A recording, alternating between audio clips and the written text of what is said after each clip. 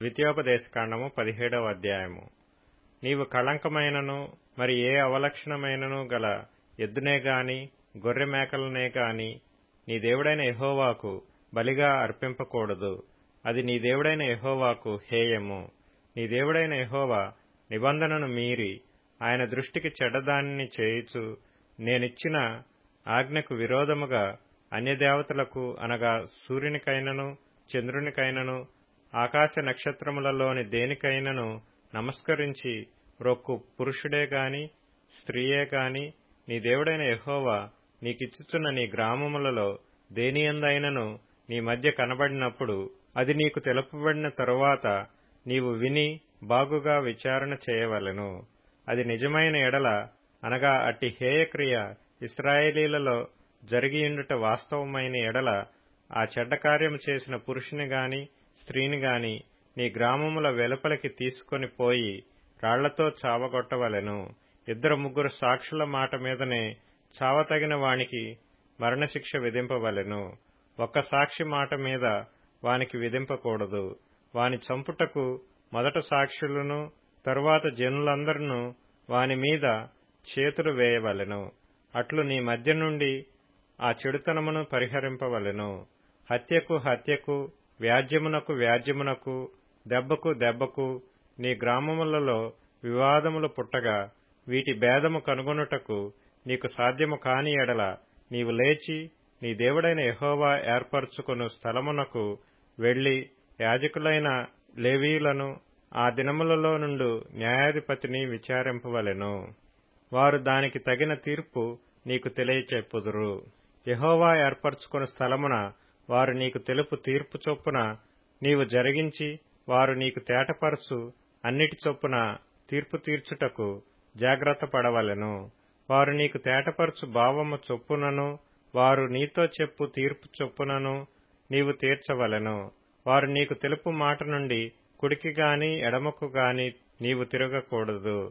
మరియు నెవడైనను మూర్ఖించి అక్కడ నీ దేవుడైన యెహోవాకు పరిచర్య చేయుటకు నిలచు యాజకుని మాటనే గాని ఆ న్యాయాధిపతి మాటనే గాని విననొల్లని ఎడల వాడు చావవలెను. అట్లు చెడుతనమును ఇశ్రాయేలీలలో నుండి పరిహరింపవలెను. అప్పుడు జనులందరూ విని భయపడి మూర్ఖ ప్రవర్తనము విడిచిపెట్టెదరు. నీ దేవుడైన యెహోవా నీకిచ్చుచున్న దేశమున నీవు ప్రవేశించి దాని స్వాధీనపరుచుకొని అందులో నివసించి నా చుట్టూనున్న సమస్త జనము వలె నా మీద రాజును నియమించుకుందుననుకొనిన ఎడల నీ దేవుడైన యెహోవా ఏర్పరచువానిని అవశ్యముగా నీ మీద రాజుగా నియమించుకొనవలెను. నీ సహోదరులలోనే ఒకని నీ మీద రాజుగా నియమించుకొనవలెను. నీ సహోదరుడు కాని అన్యుని నీ మీద నియమించుకొనకూడదు. అతడు గుర్రములను విస్తారముగా సంపాదించుకొనవలదు. తాను గుర్రములను హెచ్చుగా సంపాదించుటకు గాను జనులను ఐగుప్తునకు తిరిగి వెళ్లనీయకూడదు. ఏలయనగా యెహోవా ఇక మీదట మీరు ఈ త్రోవను వెళ్లకూడదని మీతో చెప్పెను. తన హృదయము తొలగిపోకుండునట్లు అతడు అనేక స్త్రీలను వివాహము చేసుకొనకూడదు. వెండి బంగారములను అతడు తన కొరకు బహుగా విస్తరింపచేసుకొనకూడదు. మరియు అతడు రాజ్యసింహాసనమందు ఆసీనుడైన తరువాత లేవీయులైన యాజకుల స్వాధీనములోనున్న గ్రంథమును చూచి ఆ ధర్మశాస్త్రమునకు ఒక ప్రతిని తన కొరకు వ్రాసికొనవలెను. అది అతని యొద్ద ఉండవలెను.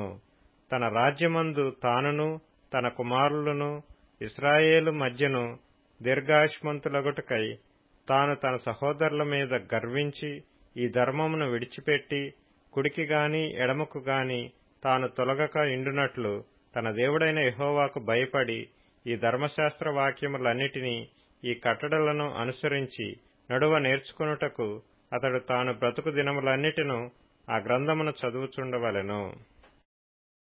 ద్వితీయోపదేశకాండము 18వ అధ్యాయము. యాజకులైన లేవీయులకు అనగా లేవీ గోత్రీయులకందరికీ ఇశ్రాయేలీలతో పాలైనను స్వాస్థ్యమైనను ఉండదు. వారు యెహోవా హోమ ద్రవ్యములను తిందురు. అది వారి హక్కు. వారి సహోదరులతో వారికి స్వాస్థ్యము కలగదు. యెహోవా వారితో చెప్పినట్లు ఆయనే వారికి స్వాస్థ్యము. జనుల వలన అనగా ఎద్దుగాని గొర్రెగాని మేకగాని బలిగా అర్పించువారి వలన యాజకులు పొందవలసినదేదనగా కుడి జబ్బను 2 దవడలను పొట్టను యాజకునికి ఇయ్యవలెను. నీ ధాన్యములోను నీ ద్రాక్షరసములోను నీ నూనెలోను ప్రథమ ఫలములను నీ గొర్రెల మొదటి బొచ్చును అతనికి ఇయ్యవలెను.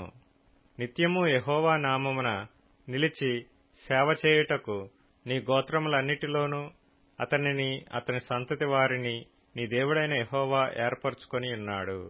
ఒక లేవీయుడు ఇశ్రాయేలీల దేశమున తాను విదేశిగా నివసించిన నీ గ్రామములలో ఒకదాని నుండి యెహోవా ఏర్పరచుకొను స్థలమునకు మిక్కిలి మక్కువతో వచ్చినప్పుడు అక్కడ యెహోవా సన్నిధిని నిలుచు లేవీయులైన తన గోత్రపు వారు చేయున్నట్లు అతడు తన దేవుడైన యెహోవా నామమున సేవ చేయవలెను.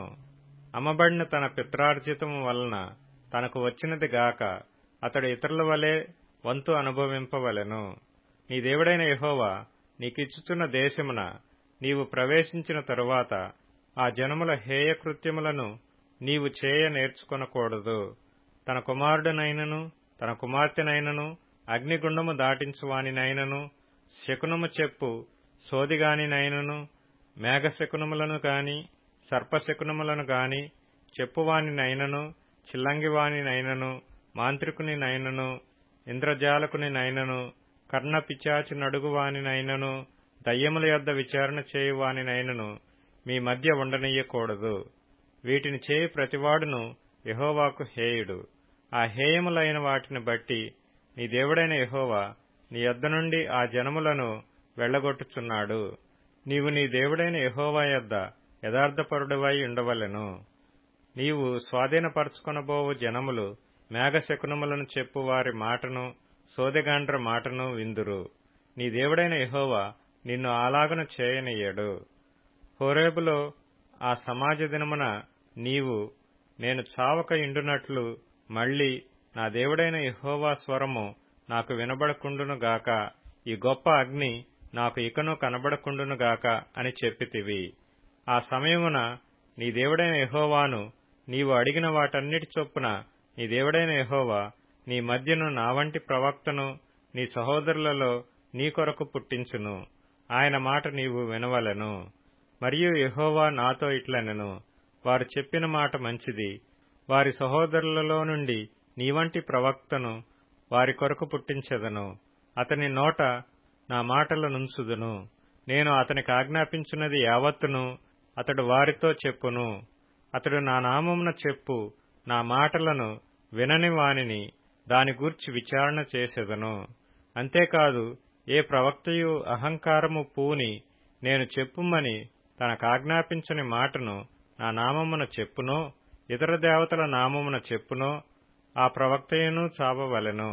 మరియు ఏదొక మాట యెహోవా చెప్పినది కాదని మేమెట్లు తెలుసుకొనగలమని మీరనుకొనిన ఎడల ప్రవక్త యెహోవా నామమున చెప్పినప్పుడు ఆ మాట జరగకపోయిన ఎడలను ఎన్నడనూ నెరవేరకపోయిన ఎడలను అది యెహోవా చెప్పిన మాట కాదు.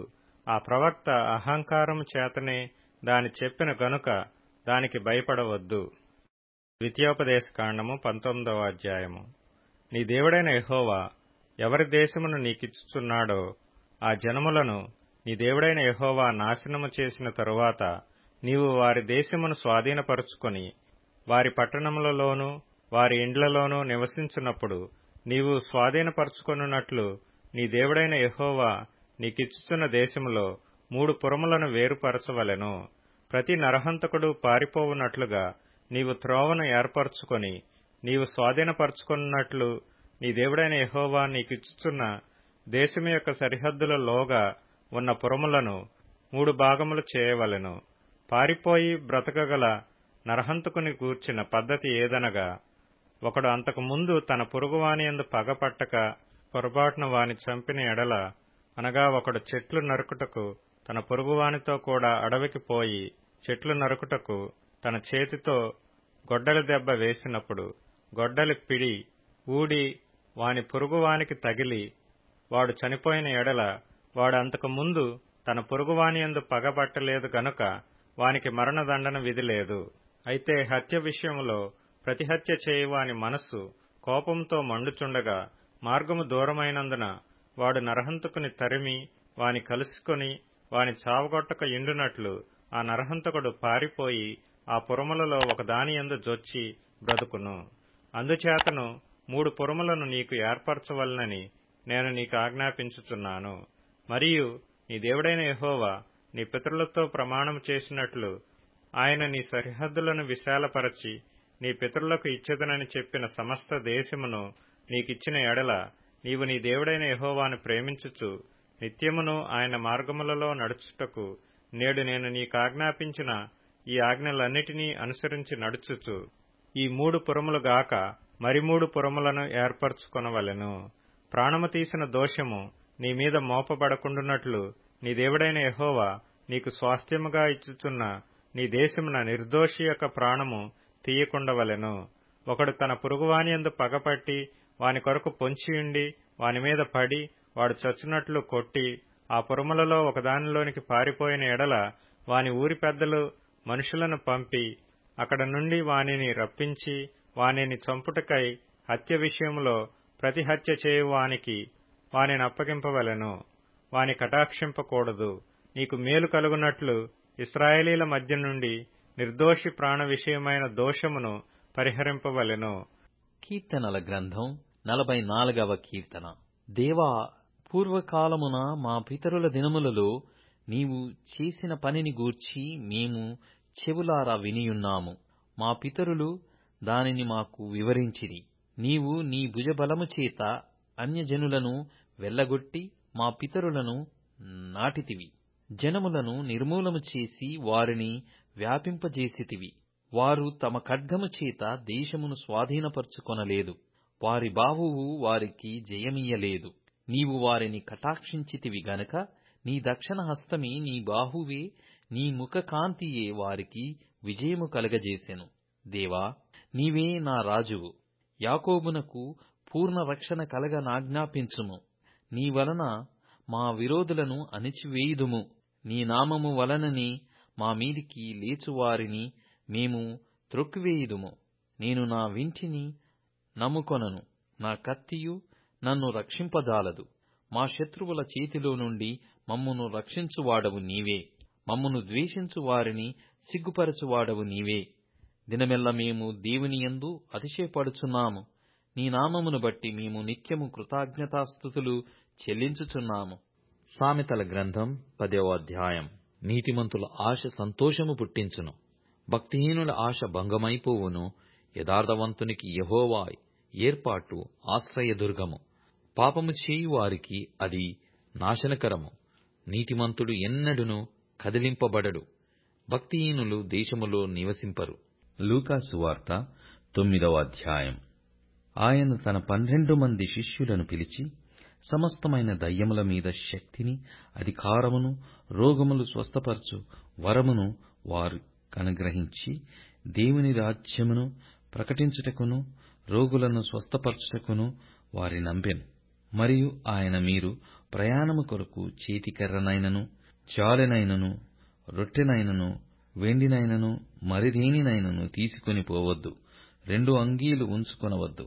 మీరు ఏ ఇంట ప్రవేశింతురో ఆ ఇంటనే బసచేసి అక్కడి నుండి బయలుదేరుడి.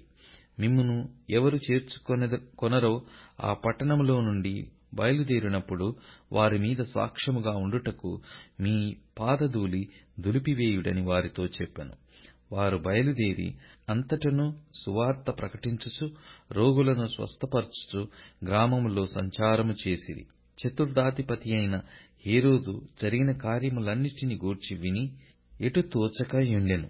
ఎలయనగా కొందరు యోహాను మృతులలో నుండి లేచెననియు, కొందరు ఏలియా కనబడెననియు, కొందరు పూర్వకాలపు ప్రవక్తయొకడు లేచెననియు చెప్పుకొనుచుండిరి.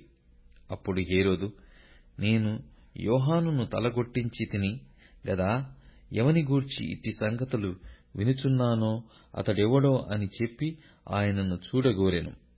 అపోస్తలులు తిరిగి వచ్చి తాము చేసినవన్నీయు ఆయనకు తెలియజేయగా ఆయన వారిని వెంటబెట్టుకుని బెత్సయిదా అను ఊరికి ఏకాంతముగా వెళ్ళెను. జనసమూహములు అది తెలుసుకుని ఆయనను వెంబడింపగా ఆయన వారిని చేర్చుకొని దేవుని రాజ్యమును గూర్చి వారితో మాటలాడుచు స్వస్థత కావలసిన వారిని స్వస్థపరిచెను. ప్రొద్దుగ్రుంక నారంభించినప్పుడు 12 శిష్యులు వచ్చి, మనమీ అరణ్యములో ఉన్నాము గనుక చుట్టుపట్లనున్న గ్రామములకును పల్లెలకును వెళ్లి బస చేసుకుని ఆహారము సంపాదించుకొనున్నట్లు జనసమూహమును పంపివేయమని ఆయనతో చెప్పిరి. ఆయన, మీరే వారికి భోజనం పెట్టుడని వారితో చెప్పగా, వారు, మన యొద్ద 5 రొట్టెలను 2 చేపలను తప్ప మరేమీయూ లేదు. మేము వెళ్లి ఈ ప్రజల అందరి కొరకు భోజన పదార్థములు కొని తెత్తుమా అని చెప్పిరి. వచ్చిన వారు ఇంచుమించు 5,000 మంది పురుషులు. ఆయన వారిని 50 మంది చొప్పున పంక్తులు తీర్చి కూర్చుండపెట్టుడని తన శిష్యులతో చెప్పగా, వారలాగు చేసి అందరినీ కూర్చుండబెట్టిరి. అంతటా ఆయన 5 రొట్టెలను 2 చేపలను ఎత్తికొని ఆకాశము వైపు కన్నులెత్తి వాటిని ఆశీర్వదించి విరిచి జనసమూహమునకు వడ్డించుటకై శిష్యులకిచ్చెను. వారందరూ తిని తృప్తి పొందిన తరువాత మిగిలిన ముక్కలు 12 గంపెళ్ళు ఎత్తిరి. ఒకప్పుడు ఆయన ఒంటరిగా ప్రార్థన చేయుచుండగా ఆయన శిష్యులు ఆయన యొద్ద ఉండిరి. నేనెవడనని జనసమూహములు చెప్పుకొనుచున్నారని ఆయన వారినడగగా, వారు బాప్తిసమిచ్చు యోహాననియు, కొందరు ఏలియావనియు, కొందరు పూర్వకాలపు ప్రవక్తయొకడు లేచెననియు చెప్పుకొనుచున్నారనిరి. అందుకాయన, మీరైతే నేనెవడనని చెప్పుకొనుచున్నారని వారినడగగా, పేతురు, నీవు దేవుని క్రీస్తువనెను. ఆయన ఇది ఎవనితోనూ చెప్పవద్దని వారికి ఖండితముగా ఆజ్ఞాపించెను. మనుష్యకుమారుడు బహుశ్రమలు పొంది పెద్దల చేతను ప్రధాన యాజకుల చేతను శాస్త్రుల చేతను విసర్జింపబడి చంపబడి 3వ దినమున లేచుట అగత్యమని చెప్పెను.